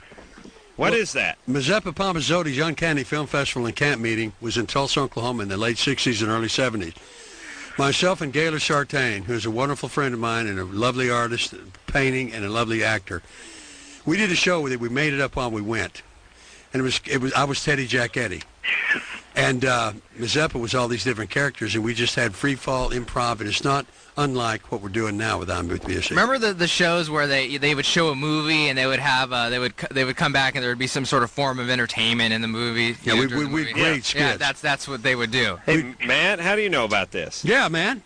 My dad bought the lost tapes at Best Buy. Oh my gosh. Oh, wow. So you said that's me as a 27-year-old young man dancing my way through idiocy. Yeah. Yeah. Quite virile. But it's good, isn't it? Wasn't it good? Yeah. All right, man. Hilarious. I just like to say I learned a lot from the Teddy Jack Eddy School of Acting. School of acting, school of crying, school of fighting in slow motion, school of making airplane noises so you can get a job in a Hollywood movie making airplane sounds. Can you do that? Yeah. Let's hear one. Hold on, Drew. Quiet down. Let Gary do it. Okay, do the Okay, that was impersonation. good, Drew. All right, do it. Not real pro. Do you do jets or just props? Jets? No, Yeah. no. These Just twin engine. These are like the flying war down films. The war films. War films. These are like P-38s. Corsairs, P-38s, Right. P-51s, Yeah. Scarlett O'Hara's. How about like a Mustang? Something supercharged, water cooled. Oh man. All right, you work on that. You think about that for a second. Hey, Butthorn. That is a chainsaw. Hey, Kelly. You're 23? What's up? I have two issues. Mm-hmm. Issue number one, I'm 23 years old, and I'm just attracted to younger men, like, not even younger men, like younger boys, like 17, What on earth for? 18. I don't know. It's just, They're am I just a freak, safer. or am I what's wrong with me? Maybe they're safe. You can't get into a long-term relationship. You can't get intimate with them. Right. I mean, you can't get emotionally intimate with It's them. like a hit and miss. You go and you go They're and move safe. on. You know they're not in for a big relationship. That's the reason why I date younger guys, because there's no commitment. Right. And that means you're scared of intimacy. You're scared of commitment. I am. Yep. Yeah. Commitment phobia. Commitment It phobia. means your commitment dad phobia. left, right? Or more. Or more. Yeah. Yeah. All right. But now I'm seeing this younger guy. He's 17, and what I didn't want to happen happened, which I got intimate with him, and now I'm like starting to fall in love with him, and All right. it's ridiculous because I'm 23 years old and he's 17. And Yeah. Do you know it's love you're falling into, or is it infatuation? I think it's infatuation, but I mean, I don't know. Maybe it can turn into love. All right. Well, here's the thing, Kelly. We got to go because Gary used up the hour making airplane noises. But so we wish we could help you. Right. But here's the deal.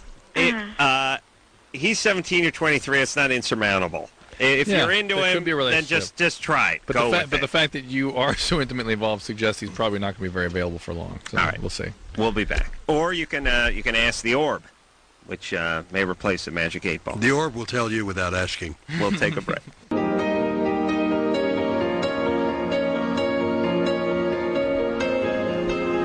Well, that's the show. Where did the time go?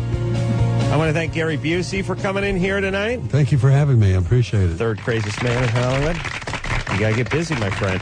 I am busy. You got to get busy or you got to what I, recapture you know the what? crown. You know what I have planned for you when this is over? What's that? Little ass kicking? No. Little squirrel pie? No, identify the stain. Oh, yeah. I like and, that one. tickle and pee and scratch and sniff. And I have some friends who are going to participate with us. All right. You can punch my card because after that I get a free scratch and sniff. All right, let's take a little extendo break. I want Did to you thank, notice he looked yeah. at Drew when he said that? I get Yeah, free scratch he's and my sniff. man. I want to thank my second man, Mijo, Adam De La Pena. Thank you for having me. Mazel tov. Honored, my Mexican yeah. friend. Great to have you here. All right, I'm with Busey. Tuesday nights, 10 o'clock, Comedy Central, 3:11 in here tomorrow night. And until next time, this is Adam Carolla for Dr. Drew saying mahalo. Which you can also use dead animals as mobiles for a children's bed. Say hi to the orb. Hey, orb. No, that's not what you do. All right. That was stupid. This has been Loveline. The opinions expressed on this show are not necessarily those of the staff, management, sponsors, or this station. The producer for Loveline is Ann Ingold. Loveline is a presentation of Westwood One Entertainment.